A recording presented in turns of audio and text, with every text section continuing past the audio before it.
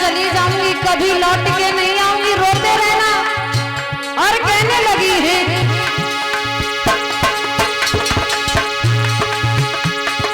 जब तुम्हें अकेले में याद आएगी,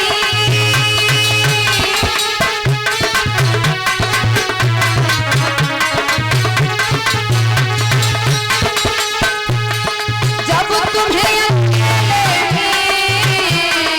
मेरी याद आएगी,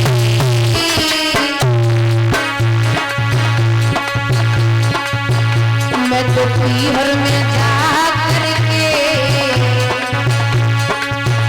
मैं तो पीहर में जा करके आनंद मनाऊं,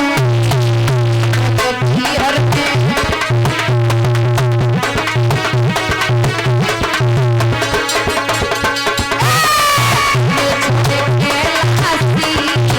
मैं तो पीहर को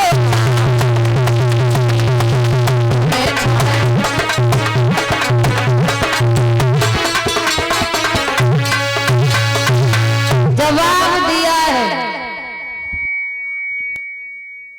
मैया पार्वती का कह